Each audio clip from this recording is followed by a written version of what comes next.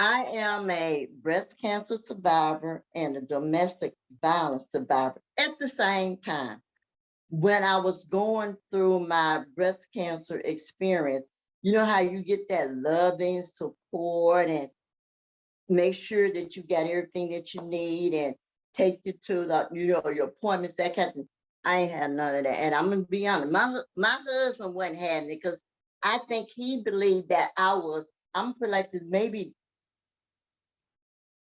contagious or Mm. poisonous, because once I got diagnosed with breast cancer, he no longer touched me. He no longer, I no longer knew him as my husband. My husband died in 2013. I got diagnosed with breast cancer in October of 2009. In October 2009, I never knew my husband ever again. At the same time, he was controlling. Uh, this Cheryl that I am now, I was not that Cheryl then. I had kind of like settled into myself. He's my husband. I respect him as the head of the household. And I probably should have walked out the door a long time ago, but I didn't.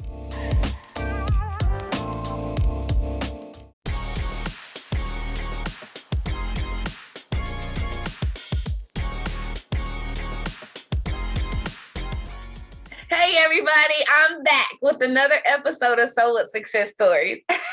And today I'm talking to my friend, Cherryl Pigues Crite.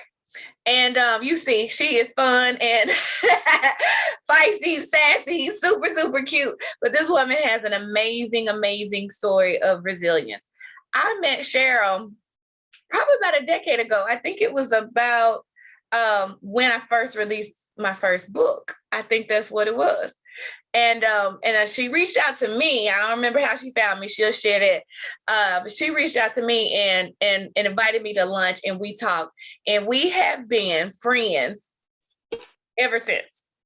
Real deal friends ever since. I love this woman. I admire this woman. And every time I see her or hear her at one of her amazing events or just on Facebook or wherever I see or hear her, I learn something new about her beauty and her strength. And I'm so excited to share her story. This is Cherryl. Cherryl, tell us. Oh, look. One more thing. She's the founder of Sister Girl. Founder of Sister Girl. That's one of her titles, but she does a lot of amazing things. So, Cherryl, tell us a little bit about yourself. Well, first, I want to thank you for this opportunity because I have been admiring you from afar as well. I'm like you said, I met you at when you first released your book, and we were at Bridges. I heard about you. I said, I didn't know you. I said, let me go get her book. I read your book, and I was like, okay, I need to chit chat with her. I love it. But a lot of people are, I guess, don't realize my background is IT. I was doing computers long before Black women were doing the thing. I started doing IT because I'm gonna say like that, my baby daddy was into computers, and so that's how I got into it. And I have worked for major what you call it, Fortune 100 companies in the IT industry. Been in IT for over 30 years, and and I'm not afraid or ashamed to say, I'll be 66 this month. You look good, girl. And some people find it, I guess, that I know so much about computers. Hey, I used to build them. I used to tear them down. I used to train people. I used to develop or do project lead on putting computer center, well, they call them call centers, help desk, whatever the same thing to me, around the country for EDS. I work for Dell, I work for GM. So I worked for some major, companies, and then I started doing my own thing. And I guess you asked why not now. I got burnt out, period, point blank. I got burnt out, especially working in an industry that's white male dominated. You do not get the same level of respect. You do not get the same grade of pay. You do not get all those amazing opportunities. So I'm like, I'm done with this. Let's do something else. So that's my, that's my basic background. Traveled around the country a little bit because of my job. But when I landed back here, at that time my daughter was 15. And before then, we were uprooting every 2 hours, every 2 years, because we were putting in new call centers, and I could not continue to uproot her. I felt it was unfair to her to uproot her every 2 years. So she got 15, we had made full circle. I was like, putting some roots here. I did get opportunity to go to Chicago. I didn't go. I turned the job down, left the company. I said, because it's time for my baby, to figure out her. If you have any children, you know that if everything is centered around you, then what you expect to receive from them, you don't get.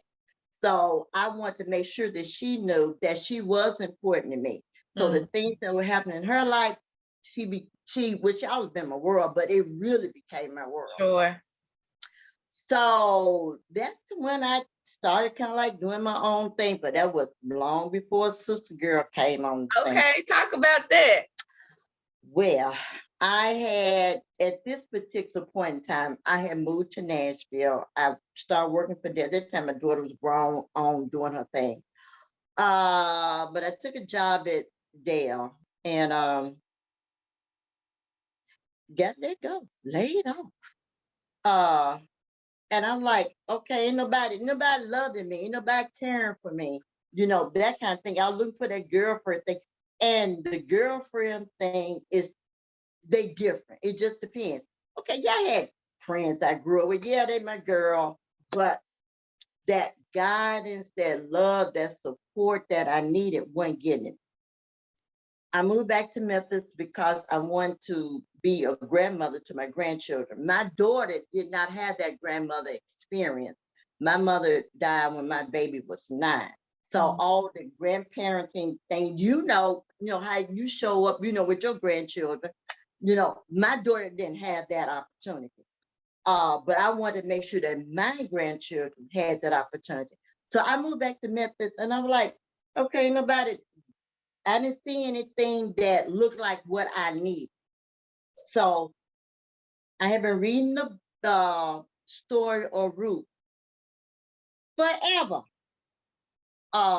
Naomi and Ruth, and I like to say from different sides of the track, connected with each other, even though they may not necessarily like each other. That is in my sanctified imagination. Because Naomi told Ruth to go back to her folk, and she's gonna go back to her folk. So that lets me know, okay, they didn't necessarily care for each other. But Ruth saw something in Naomi. No, I'm gonna go with you. So whatever you got going on, I'm gonna hook my wagon to it, and I'm gonna roll with you. But that lets me know that Ruth saw something in Naomi, and that lets me know that Naomi was carrying herself in such a way that Ruth would want to attach her wagon to Naomi. With that being said, I had lost everything I had. My house, my job. I still have my car. And let's be clear, I have a red Jeep, 2007 red Jeep that I kept. And I was still paying a note on, but I was kept being told, you need to sell it because you need the money. No, I need to lay my head down somewhere. Let's be clear. I did ask people, can I come stay with you? I need to get my bearings together. I had no place to go. And I got family. Let's be clear. I got a family. So look, I'm gonna get into the questions because I see you going with your one of your amazing stories. And so let me get into the questions, because so you can finish that story. So then you started Sister Girl. So let's talk about that in a little bit through the answers to the question. So as you know, in this program, I have what I call So What Success. And it's my belief that if a person can learn how to overcome obstacles, eliminate excuses, and calculate choices, they can have so what success. And that is success in spite of any challenges they face. And my girl has been through some challenges. has been through some challenges, and I look at you and I'm amazed by the things you've overcome. So I know, Cherryl, you are a So What success woman, big time. So let's talk about it and let's help some people out with your story and with your journey. So first, talk about some of the obstacles that you've had to overcome. I was homeless. I was getting at that time, what is it, $275 a week in unemployment. Now, granted, I had a car note and I had insurance. I couldn't pay everything that I needed out that little money. Now I did have family, I do have friends, but I couldn't go there. So How did you end up being homeless? Well, when I lost my job, I could no longer pay my rent. Now, there is a backstory to that. Once upon a time, I had a husband, and that's a different story, but I'm going to say all my money disappeared, and I'm going to leave that right there. I no longer had no money. Now, I'm a saver. I believe in saving, but all my savings disappeared. And so that's what happened on that part. My money just kind of like walked out the door. So you use your own imagination and figure out what happened. So that's how I ended up. I could not no longer go to the bank withdraw any money because my money had walked out the door. So no job, no money, couldn't pay my rent. So there we are. But I maintained my car because my belief was that if I get another job or when I get another job, I got to be able to get to the job. Because if you live in Memphis, Tennessee, you know you can't ride no bus and get to a job without transferring 2 or 3 times and take you 2 or 3 hours to get there. So I knew that my vehicle was important. It would allow me transportation to get where I was going, and it provided me a covering since I could not go anywhere else and lay my head down. Now, let me be clear. There's some people I didn't share what was happening with me because my life was just falling apart all under me because I had made some stupid decisions, and I take full responsibility for the decisions that I made. So I was not sharing with them, what I had done. But those that I was sharing with were not willing to assist. Only thing they were willing to do is talk about me and then fabricate. I'm gonna say add to the story. So that's how I became homeless. So talk about some of the other obstacles that you've experienced, because I got some that I'm thinking about that I know you've shared that are major too. I am a breast cancer survivor and a domestic violence survivor at the same time. When I was going through my breast cancer experience, you know how you get that loving support and make sure that you got everything that you need and take you to the, your appointments, that kind of thing. I ain't had none of that. And I'm gonna be honest, my husband wasn't having it because I think he believed that I'm gonna put like this, maybe contagious or poisonous, because once I got diagnosed with breast cancer, he no longer touched me. I no longer knew him as my husband. My husband died in 2013. I got diagnosed with breast cancer in October of 2009. In October 2009, I never knew my husband ever again. At the same time, he was controlling. This Cherryl that I am now, I was not that Cherryl then. I had kind of like settled into myself. He's my husband. I respect him as the head of the household. And I probably should have walked out the door a long time ago, but I didn't. So, but that piece when I was going through my breast cancer issue, nobody came to see me. Nobody came to visit me. Nobody called me. He worked nights, took the phone with him. I It wish was I rough. would have known you back then. You know, I would have been there. It was rough. I mean, and my thing was those people that were my friends, you know, you weren't seeing me, but you weren't coming to check on me either.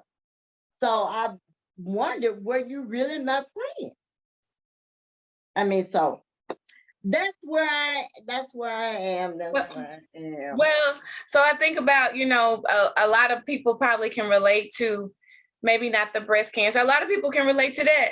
A lot of people can relate to the isolation, and a lot of people probably also can relate to friends not showing up, right?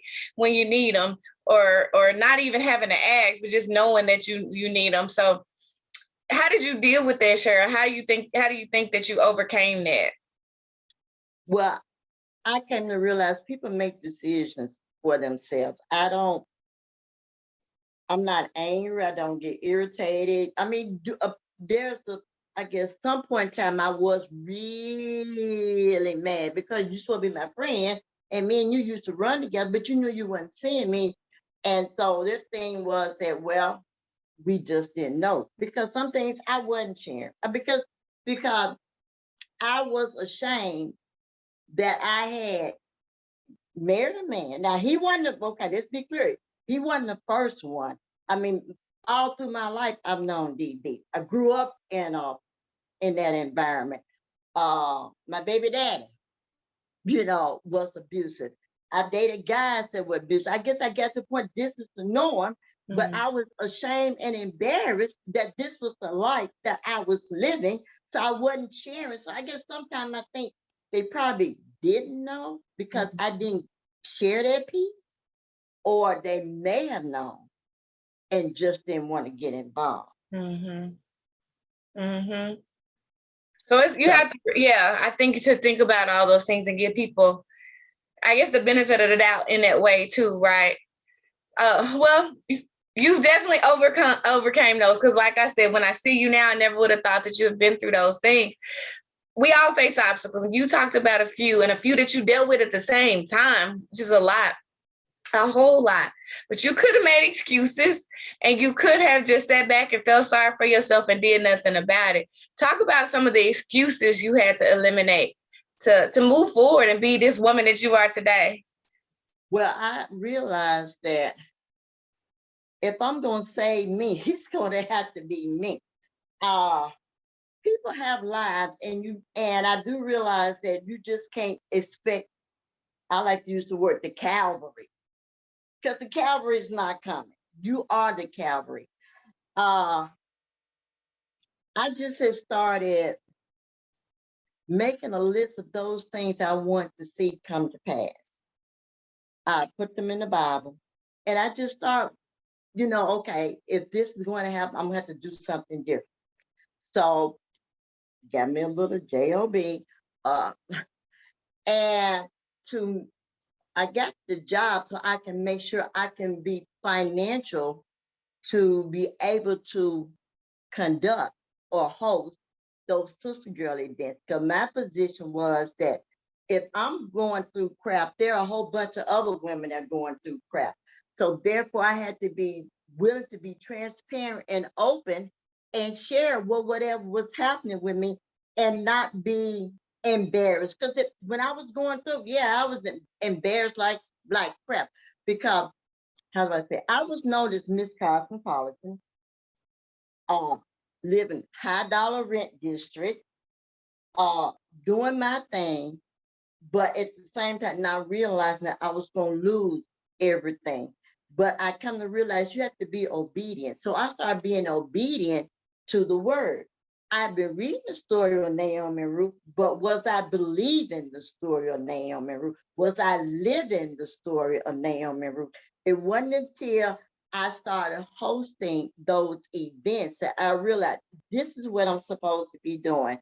So I quit making, like I said, quit making excuses for me not having what I thought or think I should be having. Excuses like everybody, like everybody got one. But what are you doing? What are you doing? What are you learning? and how can you apply it so you can turn it around? It wasn't necessarily for me. And I do realize that my journey is not for me. My journey is for somebody else to see how, okay, she got through that. She's open. So then maybe I can get through it. Everybody got a journey. Everybody got a story. But what are you doing with it? What are you learning, from it? I did not want to continue to be sulking, um, being embarrassed, being ashamed of the dumb, stupid mistakes that I made. Mhm. Uh, I wanted to be true to who I am. Well, And so the third part of the solo success system is calculating choices. And that's what you're talking about now, is you then made some choices. Talk about some of the calculated choices and include what you just talked about with your sister girl events. Talk about the choices that you've made along your journey so that you could get out of the challenging situations that you were in, and how now you really are using your life to have these really, really powerful, because I've been to these events, to having these powerful events that really are really helping women. So talk about some of your choices. well, I decided to be true to me. Once I started understanding that I only live one time, there is no repeat, there is no do-overs. Can you do? Yeah, I can buy another dress. I can buy the same dress. That's a do-over. But living life, living it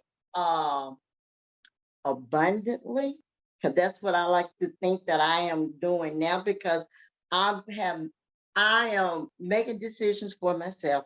I am choosing to be happy. I am choosing to be peaceful. I am choosing to be open to learning. I am choosing to be around people that are doing the work to help change our community. Now, my sister girl events were nothing like when I first started. Oh my God. Oh, and I have to say, you have to start somewhere. I believe in start where you are, use what you have, and do what you can, and everything else will fall in place. My conversations now are more centered around people, and I'm gonna say women, that are actually doing work to help change our community. Initially, I guess I was talking about relationships, and I'm still talking about relationships in between women, but totally different, because oftentimes the word is that Black women can't get along. Black women dislike each other. Black women don't support each other. That's what they say. But I know Black women can get along. Black women do support each other. Black women do love on each other. But the environment has to be created so that they can do that.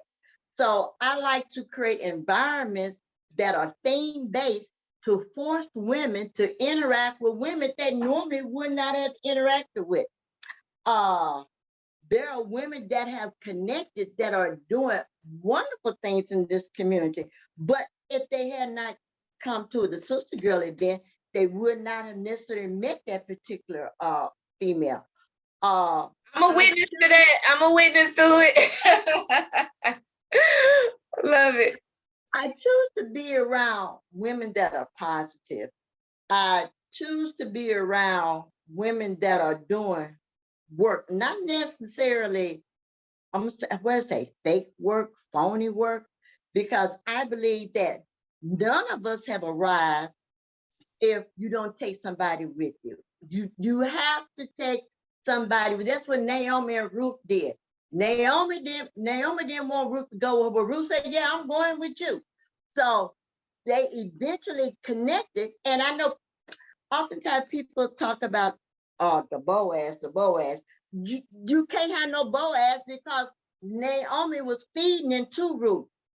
Ruth was willing to listen to Naomi. And that's what we have to do. You have to be willing to listen and then apply what you are what's being shared with you, the advice is being given to you. And people often think that it's the older woman, younger woman. Not necessarily. It's just two women that have two different stories and decide to connect with each other so that there can be a difference in our community. That is what, you can't tell me nothing different. I'm not believing anything different, because Naomi kept feeding into Ruth. Ruth was the one that was working outside the household. Naomi was inside the house. So I like to think that Ruth was the one that was educated. I like to think that Naomi wasn't, but Ruth was sharing. Ruth was making sure that Naomi was covered. Ruth was making sure that there was food on the table. Ruth was making sure that the rent was being paid. At the same time, Naomi was feeding into Ruth to make sure that Ruth was equipped, that Ruth smelled good, that Ruth looked good, that Ruth was educated, so that when Boaz came along, Ruth can help Boaz run his country. Boaz said, was no dumb woman, and I wish that we would understand. He wanted somebody that's going to help him build his world, if you will. And if you look at all these power couples, look at them. They are power couples because it's him and her working together.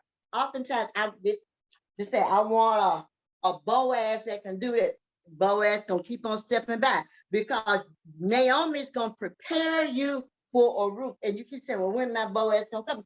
You have not been willing to sit at somebody's feet. Oftentimes, we think we know it all. Even me at my age, I always listen to what somebody has to say. You can learn something from everybody. Man, yes. So my events are for Black women to connect with each other, create that relationship that you may not necessarily have had, so that you two can put 2, 3, 4, the numbers are relevant, put your resources together to make something happen. I mean, so what? So what cannot have those love events that are just wonderful that you have every February, unless you had a Ruth and a Naomi, because the positions change depending on what's happening at particular time. You couldn't do them without somebody pouring into you. And you are willing and open, because when I think about your story, your grandmother was pouring into you. Because I mean, here you are, a young single mother, trying to get your thing going, but somebody poured into you to let you know. They gave you the encouragement, they gave you the love to let you know that you can do what you do. I mean, I followed your story too, So, and I know about your son. I know about when you worked at FedEx. I know when you worked down at the forum for the Grizzly. Somebody was pouring into you to give you that word that you need to let you know, I can do this. And so what? I love it. And you know what? That's so true. And those people who poured into me, some of them looked like me, some of them didn't look like me, some were me. So it was just people. And you're exactly right. And my grandma is definitely a special part of my life and my journey. But you're so right. And that's also why I have such a passion for doing the same thing that you're doing, is connecting people and pouring into people and inspiring and encouraging people. And that's why I do these interviews, because there's just another way to do just that, to encourage people. But Cherryl, I've seen the life-changing impact of your events. I've seen it, and I've seen the healing that comes at your events. I've seen the connection, and that's amazing, but kind of even before you can have that connection, you got to have that healing, right? And that release. And I see the environment that you always create to make that happen. And it's beautiful. It's beautiful in spite of your hurt and your pain and your past, or maybe, but probably because of your hurt and your pain and your past, you're able to create these events that really do impact people's lives. And you mentioned the Love Yourself event. And yes, you have been an amazing supporter from day one at every single event. And I don't take that for granted at all. I see you and I appreciate you and I love you. And it means everything to me that you do that. So I think about your life and your journey and what you've shared. You've learned how to overcome obstacles, eliminate excuses, and calculate choices, so that you can have so much success and be this woman that's so cute and jazzy and fun and feisty all the time, in spite of all that you've been through and in spite of what you go through now, because we know life is life and you continue to deal with things, but you learn how. But you are a success woman. But Cherryl, tell me, what is your personal definition of success? How do you define success? Success to me is when I see the needle move in somebody else's life. Not my life, but somebody else's life. Because I believe I'm only here to serve. What in whatever capacity that is. I do realize that people change, things change. My circle, if there's such a thing as a circle, has changed. When somebody pour into me, whatever that is, I have an obligation to pour into somebody else.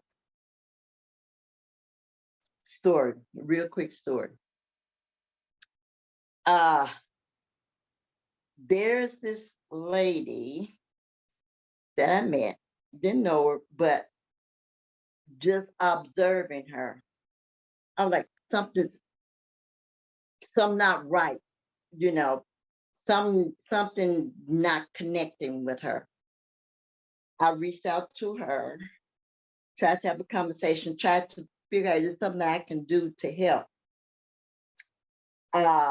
She didn't want to talk, and I understand, because when I was going through my stuff, don't be asking me no questions, because I don't trust you. A lot of us don't trust other people, period, because we've been hurt. I've been hurt. You've been hurt. So when we have been hurt, we just kind of like back up from life.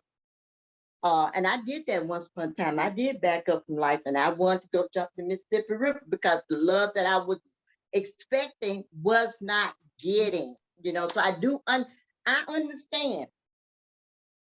So I connected with somebody else that knew her, and I said, just find out what's going on with her. I'm not trying to be nosy, but I believe I can help her. But she's not willing to communicate. Man, I get that. I don't have a problem with it. So she did connect with her. I connected with somebody else. That's why relationships are crucial. I don't have to be your friend. You don't have to be my friend, but relationships are crucial. She did not have a place to stay. She has 3 girls.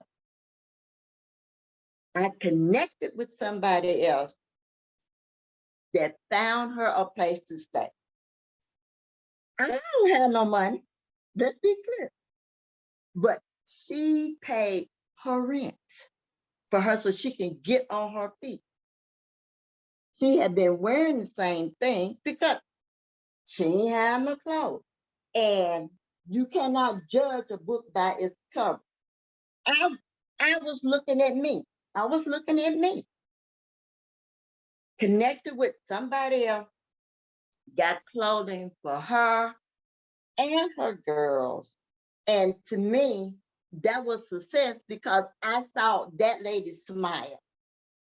It wasn't about me, it was about her. And once we understand what our role is, then I believe we can turn this around. And that gives me joy. And success, I don't know. Yeah, I got accolades, got a whole bunch of them. But I do the work because I feel obligated, committed to do the work. And if we don't, then what kind of world we're going to be living in? I don't believe in have and have nots. It's supposed to be just haves and halves, period. You and me. If we going to the top, everybody going to the top. Nobody's at the top if you can't bring a whole bunch of folks with you. And I'm not talking no one, a whole bunch of folks with you.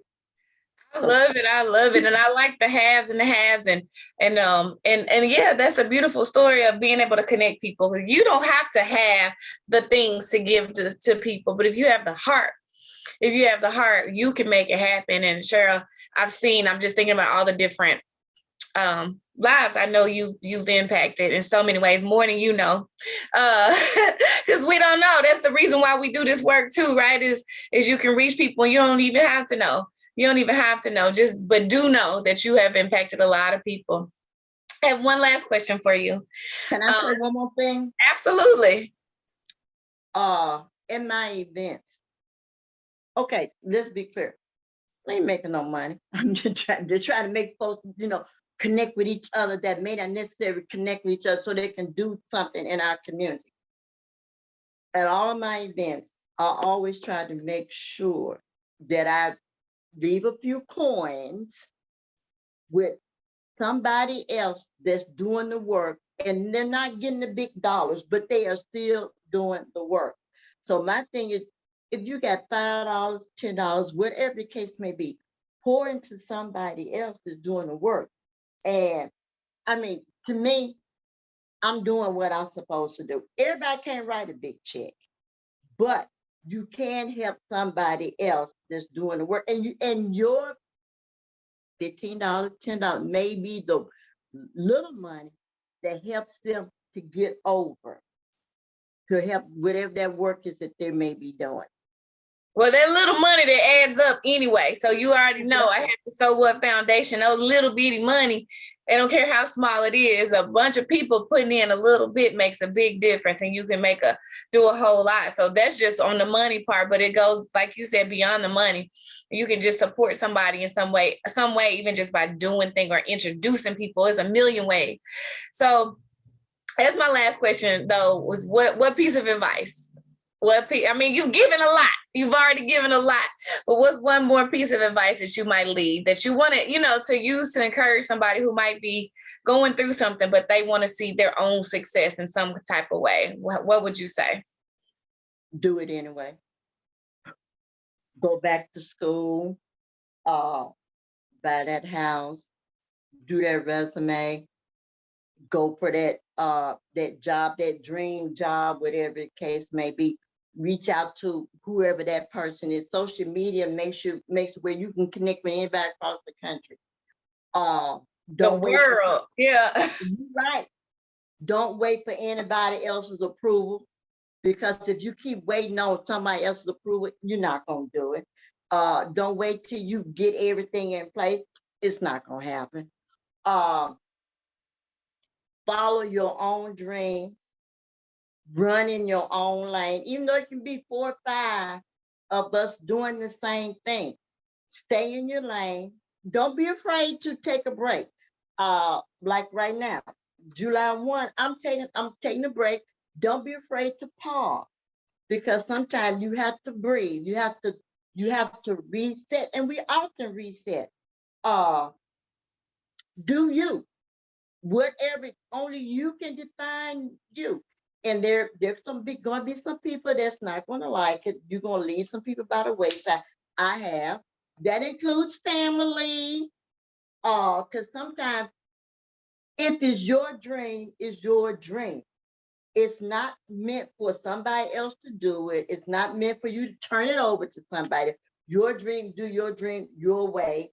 And you got to start. Don't it, whatever it is.